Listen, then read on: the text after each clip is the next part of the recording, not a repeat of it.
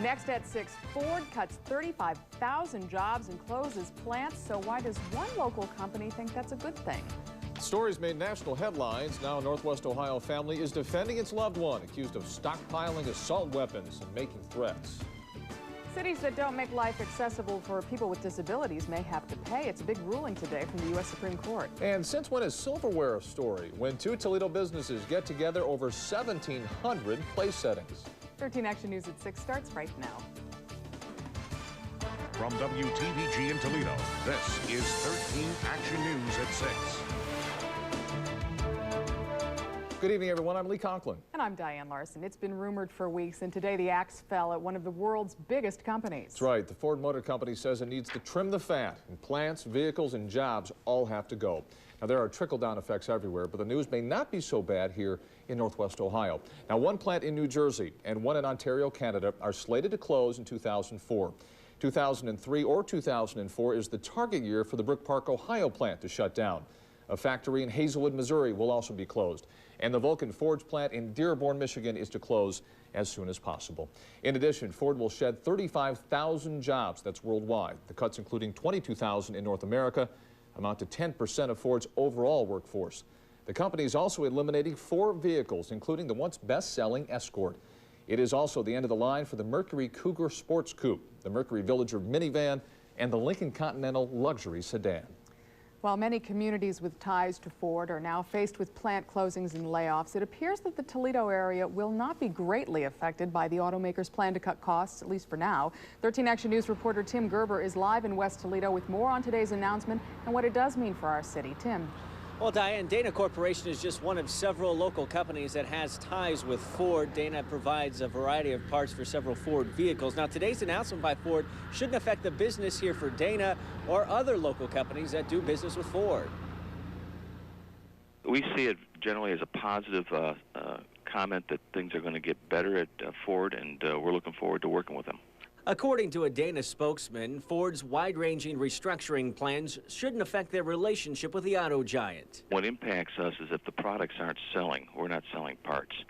And so as long as they're selling the Escape, the Explorer, the F-150, those are the products that we are supplying parts for those vehicles, we're strong. As other cities with Ford factories heard the bad news about layoffs and plant closings, workers at Ford's Maumee stamping plant realized just how lucky they were.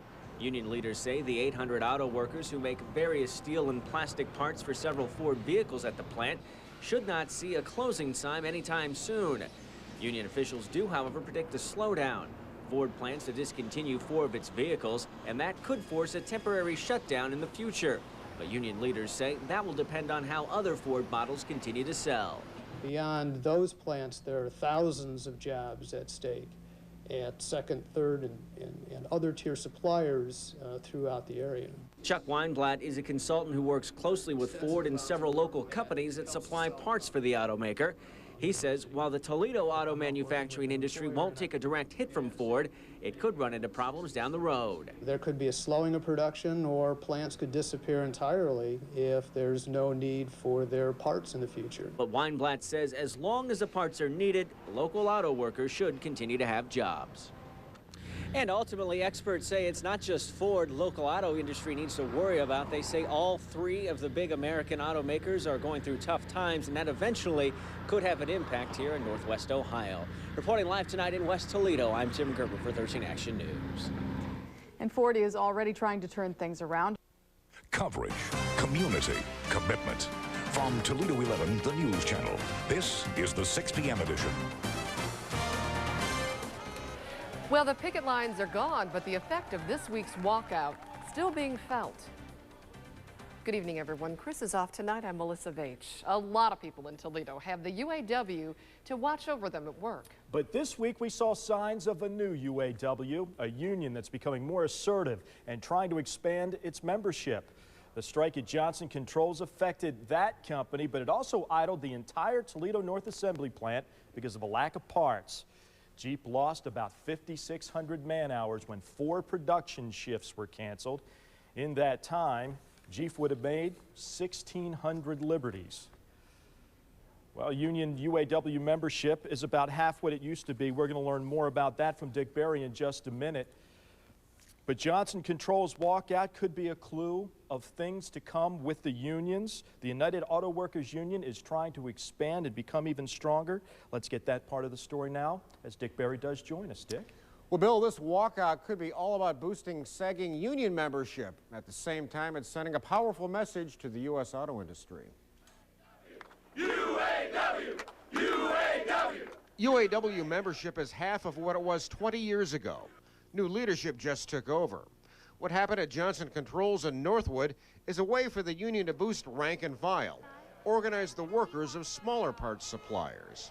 That's what University of Toledo labor management expert Chuck Weinblatt thinks. Due to automation and outsourcing and foreign competition, the number of represented workers has decreased significantly. Let's stick together, we'll continue to work together, and we're going to continue to have victories. Thank you. Weinblatt says a portion of the victory affects U.S. automakers. A walkout can shut down assembly plants because of a lack of parts and components. That's exactly what Johnson Controls workers did to production at the Jeep Liberty plant. The added labor clout puts more pressure on the manufacturers to support union efforts. It's not just the amount of money that they lose each day in lost production. It's the loss of their market share. It's the loss of their stock value. I think you'll be seeing a lot of selected strikes over the next several months to the next couple of years.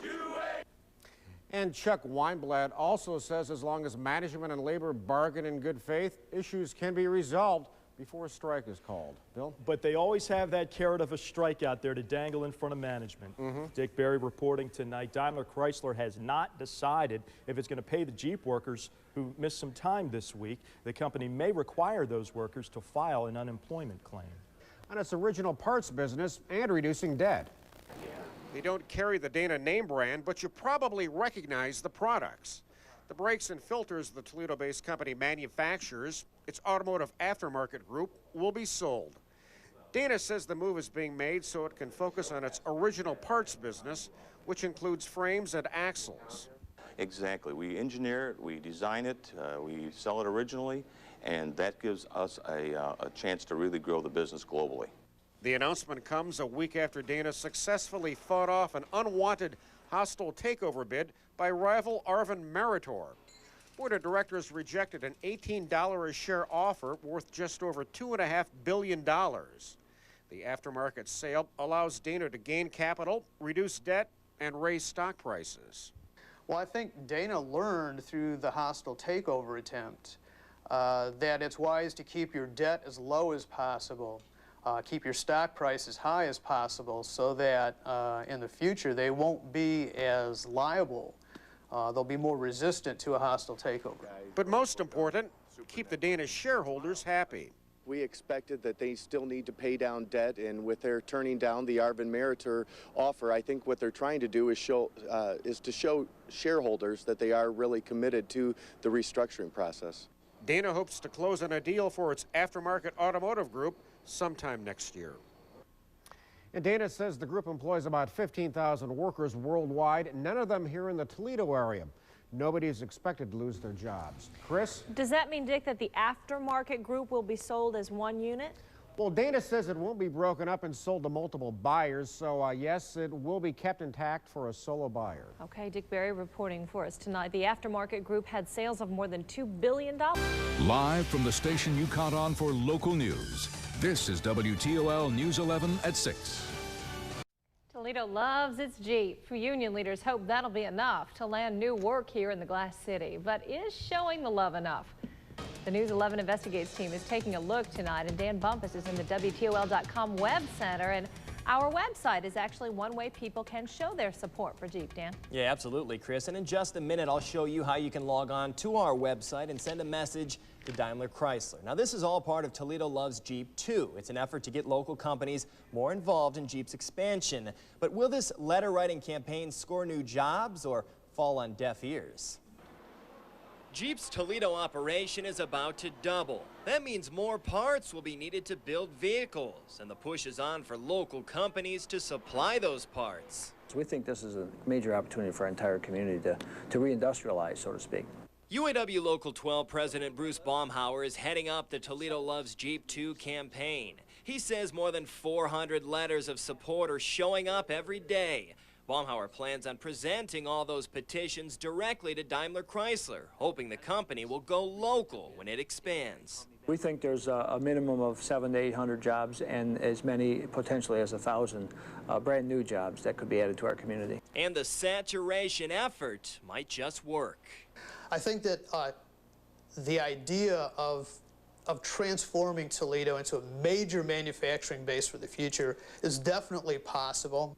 Retired UT auto expert Chuck Weinblatt says scoring local work is not impossible. But when it comes to big corporations, he admits the bottom line is usually the deal breaker, and Daimler Chrysler won't show any local loyalty. The financial decisions often outweigh the personal decisions that exist within a community. Still, the Jeep support group is moving full steam ahead, confident their campaign will pay off. But all companies want to be loved, and they want to be somewhere where the citizens want them to be. So every pressure point that we can add to this effort helps. Yeah, and there's no doubt this is important for everyone in Toledo. The economy, of course, needs the job. That's why News 11 is also getting behind Toledo Loves Its Jeep 2. And you can also get involved by going to our website, WTOL.com. Let me show you here how it works. It's simple. You just get on the website and scroll down here to the Toledo Loves Jeep 2 icon. You click on that. It'll take you to a separate screen that you see right here. That enables you to either click on this message right here to send a note directly to Daimler Chrysler showing your support. You can also click on this icon right here. That will let you print out a Toledo Loves Jeep 2 yard sign.